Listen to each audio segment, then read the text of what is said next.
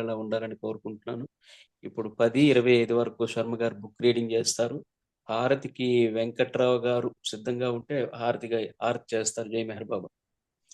Avatar Meher బాబాకి జై. జై మెహర్ బాబా అని అందరికి కూడాను. ప్రతి బుధవారం కూడా 9వ శరణం మా అందరికీ నీవే రక్ష అనే పుస్తకాన్ని డాక్టర్ మల్లారి కృష్ణానంద గారు సంకలనం చేసి మనం చదువుకుంటున్నాం. దాంట్లో ఉన్న ఎపిసోడ్స్ అన్ని కూడా కథలు. దాంట్లో లాస్ట్ వీక్ బాబా ఇచ్చిన సందేశం ఏంటి? నీతితో నిజాయితీతో నీ విధులు నీవు నిర్వర్తించు. అదే సమయంలో నీ రాజ్యంలో సగభాగం విలువ నీ దేహంలో ఉన్న నీటితో సమానం. మిగిలిన సగభాగ్యం నీ దేహం నుంచి విసర్జించే నీటితో సమానం అని సద్గురువు ఇచ్చిన సందేశాన్ని వినిపించారు. ఇప్పుడు జీవితం అంటే ఇంతేగా అని బాబా చెప్పకనే స్పష్టం చేశారు. అది చదువుకున్నాం లాస్ట్ వీక్. ఇప్పుడు నెక్స్ట్ కంటిన్యూషన్ 32వ ఎపిసోడ్. బాబా చెప్పినట్లు చేయడమే ఆధ్యాత్మికత. ఇది 1947 డిసెంబర్ 24న మెహరాబాద్లో మెహర్ బాబా ఇచ్చిన ప్రవచనం. గురువు గారి ఆదేశాలను తూచా తప్పక పాటించడమే ఆధ్యాత్మికత అని బాబా తన సందేశంలో ఇలా వివరించారు. దీన్ని మనం పరిశీలించాలి ఒకసారి. గురువు చెప్పిన ఆదేశాలను తూచా తప్పక పాటించడమే కాదు, ఆయన ఆదేశాలను ఎలా అమలు చేశామన్నదే ప్రధానం అన్నారు బాబా. గురువు మీకు ఎన్నో పనులు అప్పగించవచ్చు, ఆ పనులు ఏవైనా కావచ్చు కూడా. నీవు ఆ పనిని పూర్తి చేశాక అది సరిగ్గా చేయలేకపోయావని ఆయన నిన్ను చివాట్లు కూడా పెట్టవచ్చు, లేదా నిందించవచ్చు. అలా ఎందుకు చేశావు అని ప్రశ్నించనవచ్చు. ఏది ఏమైనా నీవు చెప్పినట్లే నేను చేశానని ఆయనతో వాదనకు దిగరాదన్నారు బాబా. మీదు మిక్కిలి తప్పైపోయింది క్షమించమని అడగటం అలవర్చుకోవాలని, సూక్ష్మంగా గురువు ఎడల శిష్యుడు ఎలా ప్రవర్తించాలో బాబా సూచించారు. ఓ ఉదాహరణతో బాబా ఇంకా ఇలా అన్నారు. మీరు మంగలి దగ్గరకు గడ్డం గీయించుకోవడానికి వెళ్ళినప్పుడు అతను మీ ముఖాన్ని కాసేపు అటు ఆ తర్వాత మరోవైపు తన ఇష్టం వచ్చిన రీతిలో తిప్పుతాడు కదా. మంచి గడ్డం గీయించుకోవడం కోసం మీరేం చేస్తారు? అతను ఏం చేసినా ఏమీ మాట్లాడకుండా అతను చెప్పినట్లే చేస్తారు. అదే మాదిరిగా మీరు భగవంతుని సన్నిధికి చేరుకోవాలంటే మీ శరీరాన్ని మనస్సును సద్గురువుకు సంపూర్ణంగా సమర్పించాలని బాబా హెచ్చరించారు. బాబాకు దగ్గరగా ఉన్న మండలి సభ్యుడైన ఫర్రం వర్కింగ్ బాక్సావాలాను ఉద్దేశించి నీవు ఏం చదువుకున్నావు అని అడిగారు. ప్రత్యేకంగా ఏమీ లేదని ఫర్రం జవాబిచ్చాడు. ఆధ్యాత్మికత గురించి నీకేమైనా తెలుసా అని తిరిగి బాబా అతగాడిని అడిగారు. కొద్దిగా తెలుసు అన్నాడు అతను. ఆ కొంచెం ఏమిటి అని ప్రశ్నించారు బాబా. కొన్ని క్షణాలు ఆగి బాబా చెప్పినట్లు చేయడమే ఆధ్యాత్మికత అని ఫర్రం సమాధానం ఇచ్చాడు. ఆధ్యాత్మిక మార్గంలో తెలుసుకోవాల్సింది ఇదే అని బాబా ఫర్రంను అభినందించారు. ఆధ్యాత్మికత అంటే సంపూర్ణంగా సంక్షిప్తంగా ఇదే అన్నారు బాబా. ఫర్రం వర్కింగ్ బాక్సావాలా చక్కగా చెప్పాడని బాబా మరోమారు అతన్ని అభినందించారు. Next episode. ఓహో అలాగా. మెహర్ బాబాకు సంపూర్ణంగా అంకితమై ఆయన ఇచ్చ ప్రకారం ఎలా నడుచుకోవాలి అనే అంశంపై మండలి సభ్యుడైన యూరిచి చెప్పిన ఓ ఆసక్తికర కథాంతం ఇలా ఉంది. ఇకపై యూరిచి మాటల్లోనే దాన్ని మనం చదువుకుందాం. మెహర్ బాబాను భగవంతునిగా ప్రేమించండి, ఆరాధించండి. ఆయన ఇచ్చికే మీ కోరికలు, మీ ఆలోచనలు అన్నీ వదిలిపెట్టండి. దేనికి చింతించకండి. బాబాకు సంపూర్ణంగా అంకితం అవ్వడానికి ప్రయత్నించండి నేను తరచూ చెప్తూ ఉంటాను. అయితే ప్రేమికులు చాలా మంది మెహర్ బాబాకు అంకితమంటే ఎలా అని నన్ను ప్రశ్నిస్తూ ఉంటారు. ఈ ప్రశ్నకు జవాబు ఏమని చెప్పాలి? నీవు ఒక లాయర్గా చలామణి అవ్వాలనుకుంటే ఎవరైనా నీకు చెప్పాల్సిన పని ఉందా? న్యాయవాదిని కావాలని నిర్ణయించుకున్నప్పుడు కష్టపడి లా డిగ్రీ కోసం చదువుతావు. ఆ తర్వాత మంచి లాయర్గా సమాజంలో నిలబడేందుకు గట్టి ప్రయత్నం చేస్తావు. ఇక్కడ అంతే. మెహర్ బాబాకు సంపూర్ణ విధేయతతో ఆయన సేవలో నిమగ్నం అవ్వాలనుకుంటే అందుకు కావలసిన విధంగా తూచా తప్పక ఆయనకు ఇష్టమైన రీతిలో మసులుకునేందుకు ప్రయత్నించాలి. ఎందుకంటే మాటల్లో ఏం చెప్పగలం, మనస్సుని అదుపులో పెట్టుకోవాలి. బాబా సమక్షంలో కూడా కొంతమంది ప్రేమికుల మనస్సు పరిపరి విధాలా పరిగెడుతుంది. ఇది ఒక పెద్ద బహిరంగ వేదికపై ఉండి బాబా తన ప్రేమికులతో నన్ను ప్రేమించండి అని సందేశం ఇచ్చారు.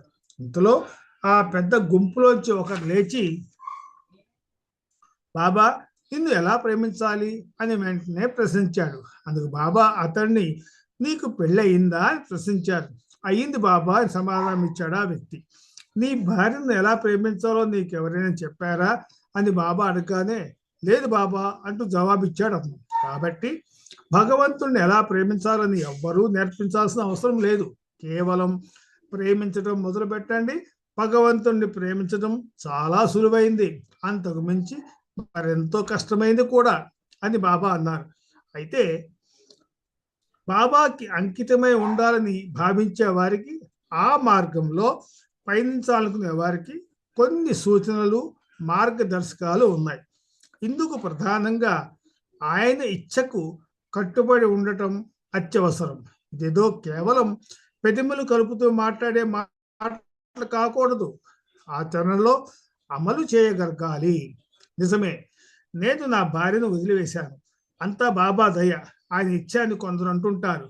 భార్యను వదిలిపెట్టి మరో పెడతలో నడుస్తూ బాబా ఇచ్చాని సరి చెప్పుకునేవారు ఉన్నారు.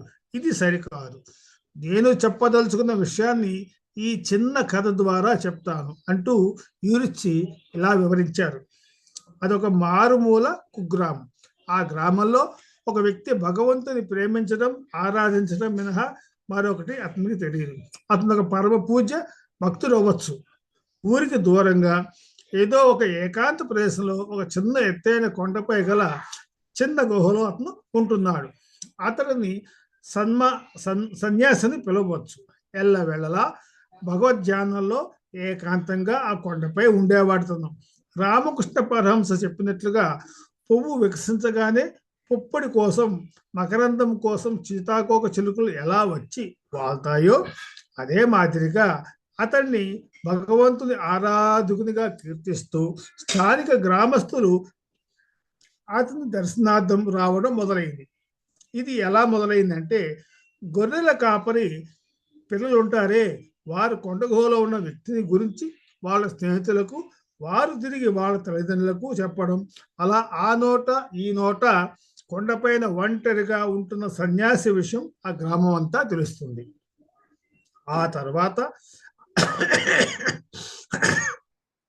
అతన్ని ఒక గొప్ప వ్యక్తిగా భావిస్తూ అతని పట్ల గౌరవభావంతో రావడం మొదలవుతుంది. ఆ ధర్మిలా అతను ఎప్పుడైనా గుహ బయట కూర్చుని ఉండే అతనితో ఎలా మాట్లాడాలనే తహతహ, ఆ తర్వాత అతను ఎక్కడి నుంచి వచ్చాడో, ఇక్కడ ఎన్నాళ్ళు ఉంటాడో, అతనిది ఏ కులం, ఏ మతం, ఏమైనా మంత్రతంత్రాలు, శక్తులు ఉన్నాయా, వారి ఆస్తిపాస్తులు, వారి కష్టాలు ఏమైనా తీరుస్తాడా అనే ఉత్సుకతో గ్రామస్తుల్లో ఉండేది. అయితే ఎంత కష్టపడ్డా, ఎన్ని విధాలా ప్రశ్నించినా ఆ వ్యక్తిని వారి మాటల్లో పెట్టడం సాధ్యపడలేదు. ఏ ప్రశ్న వేసినా, ఏమి అడిగినా ఆ సన్యాసి నోట వెంట ఒక్కటే సమాధానం వచ్చేది. అదేమిటంటే, ఓహో అలాగా అని మెన్నుకుండేవాడు. ఎన్నో ప్రయాసలకు ఓర్చి ఆ సన్యాసిని దర్శించుకోవడానికి వచ్చామని చెప్పే గ్రామస్తుల్లో కూడా ఓహో అలాగా అని మాత్రమే ముక్తసరిగా అనేవాడు.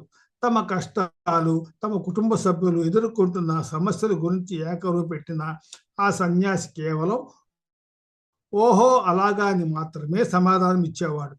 ఒక్క మాటలో చెప్పాలంటే, ఏమి మొత్తుకున్నా పెద్దదానికి ఒకటే ఓహో అలాగా అని మాత్రమే ఆ సన్యాసి చాలా సున్నితంగా, మృదువుగా జవాబిచ్చేవాడు. ఇది చాలా మంది గ్రామస్తులకు నచ్చేది కాదు. కానీ అతని సమస్యల్లో ఏదో తెలియని ప్రశాంతత, ఆనందం లభిస్తున్నట్టు గ్రామస్తులు అతని దర్శనార్థం తరచూ వెళ్తూనే ఉన్నారు.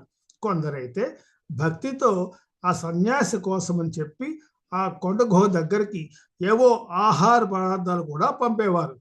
గ్రామస్తులు అందరూ హాయిగా సంతోషంగా ఉన్నారు. ఒక దైవీ భక్తుడు తమ గ్రామంలో నివాసం ఉంటున్నందుకు వారికి తెలియని గర్వం వారి ముఖాల్లో తొణికిసలాడేది. ఇదిలా ఉండగా ఒక్కసారిగా గ్రామంలో అశాంతి నెలకొంది. ఆనాటి స్వచ్ఛత కోల్పోయినట్లయింది. అదేమంటే ఆ గ్రామంలోని ఒక పెళ్లి కావలసిన అమ్మాయి పెళ్లి కాకుండానే గర్భవతి అయింది. ఈ విషయం ఆ అమ్మాయి తల్లి గగ్గోలు పెట్టింది. ఈ విషయం తెలిసి ఆ అమ్మాయి తల్లి గగ్గోలు పెట్టింది. ఆ అమ్మాయి తండ్రి అవమానంతో కృంగిపోయాడు. ఆ అమ్మాయిని సవబాది జరిగిందేదో చెప్పమని తండ్రి గదమాయించాడు. తమ కుటుంబం పరువు మంట కలిసిందని బాధపడ్డాడు.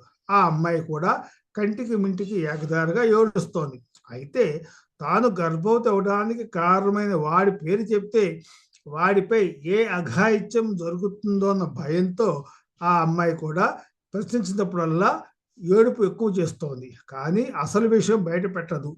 చివరగా తల్లిదండ్రులు పెట్టే శాపనార్థాలు భరించలేక ఒకరోజు తప్పంతా తల్లిదండ్రులదేనంటూ వాళ్ళనే నిందిస్తుంది. ఆ తప్పు ఎవరి వల్ల జరిగిందో తెలిస్తే మీరు బాధపడతారని అంటుంది. మీ వల్లనే నాకు ఈ పరిస్థితి దాపురించిందని ఆ అమ్మాయి తన తల్లిదండ్రులను నిలదీస్తుంది. దాంతో మా తప్పు ఎలా అవుతుంది అన్న ప్రశ్నకు జవాబుగా మీరు కదా నన్ను ప్రతిరోజు ఉదయాన్నే పెరుగు కప్పుతో కొండపై ఉన్న సన్యాసి దగ్గరకు పంపింది అని అంటుంది. అంటే ఆ సన్యాస ఈ పాపానికి కారణం అని అందరూ అవాక్కయ్యారు. అవునని సమాధానం ఇచ్చింది ఆ అమ్మాయి. ఒక రోజున పెరుగు కప్పు ఆ కొండ గుహ ముఖద్వారం దగ్గర నుంచి వెలుతురుతుండగా ఆ సన్యాసి నన్ను బలాత్కరించాడు. మీరందరూ అతన్ని ఎంతో గౌరవంగా చూస్తున్న వ్యక్తి గురించి అతని ఎంతటి నీచుడోనని చెప్తే మీరు నన్ను నమ్మరని ఇంతకాలం చెప్పలేదని ఆ అమ్మాయి తల్లిదండ్రులతో చెప్పింది. అంతవరకు ఆ సన్యాసి ఎంతో గౌరవంతో ఆరాధిస్తున్న ఆమె తండ్రి సన్యాసి గురించి నాకు అప్పుడే ఎందుకో అనుమానం ఉండేది. అతనంట గొప్ప భక్తుడు కాదని తెలుసు అనడం ప్రారంభించాడు. దాంతో ఆ అమ్మాయి తండ్రి కొందరు గ్రామస్తులు కొండపై ఉన్న సన్యాసి దగ్గరికి వెళ్ళి దుర్భాషలాడుతూ సన్యాసిని దూషించారు. ఆ సన్యాసికి ఇవేమీ పట్టలేదు. దుర్మార్గుడా, నీవు నా కూతుర్ని బలాత్కరిస్తావా? ఆమె ఇప్పుడు గర్భవతి, నీవు దుష్టుడువు అని ఇంకా ఏవేవో తిడుతుంటే ఓహో అలాగంటూ ఎప్పట్లా సన్యాసి జవాబిచ్చాడు. ఆ అమ్మాయి తండ్రి సన్యాసిపై చేయి చేసుకోబోతుంటే గ్రామస్తులు వారించి ఆ అమ్మాయి గర్భవతి కావడానికి ఆ బిడ్డకి తండ్రివి నీవే అని కోపంతో అన్నారు. అందుకు కూడా ఆ సన్యాసి ఏమీ ఎరగనట్లా ఓహో అలాగా అని మాత్రమే సమాధానం ఇచ్చాడు. నీవు ఆ అమ్మాయిని బలాత్కరించావుట అని అన్నా కూడా ఓహో అలాగా అని అన్నాడు. భగవంతుని ప్రేమికుడిగా, భక్తుడిగా, సేవకుడిగా చెప్పుకునే నీకు సిగ్గు లేదా అని ఆవేశంతో తండ్రి ఊగిపోయిన సన్యాసిలో ఎలాంటి చలనం లేదు. నీవు ఒక దొంగ సన్యాసివి అన్నాడు. ఇలా ఎన్నో మాటలకు అందని వర్ణించలేని మాటలకు అందని వర్ణించలేని మాటలతో భాషతో సన్యాసిని దూషించారు. ఇతర చుట్టుపక్కల గ్రామస్తులు సైతం సన్యాసిని ఆడిపోసుకున్నారు. ఇంత జరిగినా తనకేం పట్టనట్లుగా సన్యాసి ప్రవర్తిస్తున్నాడు. ఇది అతని మొండి వైఖరికి నిదర్శనం అంటూ రాళ్లతో కొట్టి చంపబోయారు. కడకు తమ దెబ్బలతో చచ్చిపోయాడు అనుకుని వారి ఇళ్లకు వెనుతిరిగారు. అతనికి తగిన శాస్తి జరిగిందని తృప్తి పడ్డారు. కానీ నిజానికి సన్యాసి చచ్చిపోలేదు. తనకు తగిలిన బలమైన గాయాలతోనే ఎలాగో ప్రాక్కుంటూ గుహలోకి వెళ్ళి తన దారిని తాను ప్రార్థన చేసుకుంటూ ఉన్నాడు. కాలక్రమంలో ఆ అమ్మాయి చక్కని పాపకు జన్మనిచ్చింది. ఆ పసిపాప తమతో ఉండటం తల్లిదండ్రులకు ఇష్టం ఉండదు. ఇదేదో తమ కుటుంబానికి అమర్యాదగా భావించారు. కొండపైన సన్యాసి బ్రతికే ఉన్నాడని తెలుసుకుని ఆ పాపను తిరిగి సన్యాసికి ఇచ్చేందుకు నిర్ణయించారు. ఒక రోజున కొండపై ఉంటున్న సన్యాసి దగ్గరికి వెళ్ళి, ఇదిగో చూడు, నీ పాపపు పనికి లభించిన ప్రతిఫలం అని ఆ పాపను చూపించి ఆ పసిబిడ్డను ఆ సన్యాసి దగ్గరే తండ్రి వదిలిపెట్టేశాడు. అప్పుడు కూడా సన్యాసి ఓహో అలాగా అని మాత్రమే అన్నాడు తప్పించి మరో మాట ఉచ్చరించలేదు. కొండపై తిరుగాడే గొర్రెల కాపర్లు తెచ్చి ఇచ్చిన పాలను ఆ పాపకు పట్టి ఆ పాపను సన్యాసి సాగుతుంటాడు. కాలం తన మానాన తిరుగుతుంటుంది కదా. ఎలాగైనా సరే జరిగిన తప్పిదనాన్ని కప్పిపుచ్చుకోవడానికి సరైన మార్గంలో ఆ అమ్మాయి తల్లిదండ్రులు గుట్టు చప్పుడు కాకుండా వాళ్ళ అమ్మాయికి తిరిగి పెళ్లి చేయాలని నిర్ణయించారు. వాళ్ళ గ్రామంలో ఇంత పెద్ద తప్పు చేసిన అమ్మాయికి పెళ్లి చేసుకోవడానికి ఎవరు మాత్రం ముందుకు వస్తారు? ప్రక్క గ్రామంలో వయసు మళ్ళిన ఒక వరుడికి పెద్ద ఎత్తున కట్న కానుకలు ఎరజూపి ఓ రోజున వివాహం జరిపించాలని నిశ్చయించారు. ఎంతో సంతోషంతో ఈ విషయాన్ని వారు అమ్మాయికి చెప్పారు. అయితే ఆ అమ్మాయి మాత్రం పెద్దలు కుదిర్చిన పెళ్లి చేసుకొని ఉంటుంది. నాకు పెళ్ళే వద్దంటోంది. నీ గతం గురించి తెలిసినా కూడా నిన్ను పెళ్లి చేసుకోవడానికి పెద్ద మనసుతో పక్క గ్రామస్తుడు వస్తే నీవు కాదంటావా? బుద్ధి లేదా అని గదమాయిస్తూ అమ్మాయిని ఎలాగైనా ఒప్పించాలని తల్లిదండ్రులు ప్రయత్నించారు. ఎంత చెప్పినా ఆ అమ్మాయి అఘాయిత్యం ఎక్కువ అవుతోంది. ఒక రోజున తన మనసులో మాట బయట పెడుతూ, మీరు కనుక వేరెవరితోనైనా నా పెళ్లి చేయాలని నిర్ణయించుకుంటే నేను ఆత్మహత్య చేసుకుంటానని ఆ అమ్మాయి హెచ్చరించింది. ఎందుకు అమ్మాయి అలా ప్రవర్తిస్తుందో తెలియక చివరికి నీ మనసులో ఎవరైనా ఉన్నారా అని తల్లి ప్రశ్నిస్తే తన ప్రియుని గురించి అప్పుడు ఆమె బయట పెట్టింది. తాను మరొకరిని ప్రేమించానని చెప్పింది. కొన్ని సంవత్సరాలుగా అతనితోనే తన ప్రేమ సంబంధం ఉందని చెప్పింది. పెళ్ళంటూ చేసుకుంటే అతనితోనే జరిపించాలని ఖచ్చితంగా తగ్గేసి చెప్పింది. అతని వల్ల తాను తల్లిని అయ్యానని కూడా ప్రకటించింది. అతడే తన భర్త, మరొకరు కాదని స్పష్టంగా చెప్పేసరికి తల్లిదండ్రులు అవాక్కయ్యారు. వారి చెవులకు వారు నమ్మలేకపోయారు. ఆ తర్వాత సన్యాసి ఎదుట తాము చేసిన దురుసు ప్రవర్తన పట్ల అమ్మాయి తండ్రి తప్పు చేసిన వాడుగా కుంచుకుపోయాడు. కొండపైన సన్యాసి ఏ పాపం ఎరుగని తెలియగానే పాపం చేశానని కన్నీటితో విలవల్లాడుతూ జరిగిన విషయానంతా గ్రామ పెద్దలతో చెప్పాడు. జరిగిన విషయానికి పశ్చాత్తాపంతో తాము చేసిన తప్పును పెద్ద మనసుతో క్షమించాలని సన్యాసిని వేడుకోవాలని నిర్ణయించారు. ఇంకా 4 ఏళ్ళు ఉంది, అక్కడ ఆపేస్తే చదివేసి. అప్పుడు అందరూ కొండపైన ఉన్న గుహ దగ్గరకు వెళ్ళి సన్యాసిని బయటకు రావాల్సిందిగా కోరారు. గుహలోంచి సన్యాసి చేతిలో చంటి బిడ్డతో సహా బయటకు వచ్చాడు. అమ్మాయి తండ్రి సన్యాసి పాదాలపై పడి తాను తప్పు చేశానని క్షమించమని ప్రాధేయపడ్డాడు. తప్పు నాదేనని క్షమించమన్నాడు. అందుకు జవాబుగా ఓహో అలాగా అని మాత్రం సన్యాసి అన్నాడు తప్పించి మరే మాట మాట్లాడలా. నా కూతురు తప్పు ఒప్పుకుంది, ఆ బిడ్డను తిరిగి నాకు ఇచ్చేయండి అంటూ సన్యాసి చేతిలో చంటి బిడ్డను తిరిగి తండ్రి తీసుకున్నాడు. అందుకు కూడా సన్యాసికి సున్నితంగా ఓహో అలాగా అని తన సహజ ధోరణిలో అన్నాడు. గ్రామస్తులందరూ ఏకకంఠంతో తాము అన్యాయంగా దురుసుగా సన్యాసి ప్రవర్తించామని, అందుకు క్షమించమని అడిగినందుకు కూడా సన్యాసి ఓహో అలాగా అని మాత్రమే అన్నాడు. అంతా అయిపోయాక గ్రామస్తులందరూ వారి ప్రాంతాలకు తిరిగి వెళ్ళాక ఏమీ ఎరగనట్లుగా సన్యాసి తన మానాన తాను గుహలోకి వెళ్ళి తన దైవ ప్రార్థనలో నిమగ్నమయ్యాడు. సన్యాసిని గౌరవించినా, దూషించినా, దుర్భాషలాడినా, ఏం చేసినా కూడా ఓహో అలాగా అని మాత్రమే మృదువుగా అందం మినహా మరొకటి ఎరుగడు. అవతార్ మెహర్ బాబాకి జై. ఇక్కడికి ఆపుదామండి. తిరిగి మళ్ళీ వచ్చేవారు ఇదేమి చూద్దాం అనుకుంటారేమో అనకని చదవాలి. అవతార్ పేజీ నంబర్ 83 పేజీలో లాస్ట్ పారాగ్రాఫ్ స్టార్ట్ చేసి చదువుకోవాలి. అవతార్ మెహర్ బాబాకి జై. జై మెహర్ బాబా అందరికి కూడాను. జై మెహర్ బాబా అండి శర్మ గారు. త్వమేవ శరణం నుంచి మా అందరికీ నీవే రక్ష అనే పుస్తకం నుంచి ఓహో అలాగా కథని చక్కగా చదివి వినిపించినందుకు మీకు హృదయపూర్వక జై బాబాలు, ధన్యవాదాలు.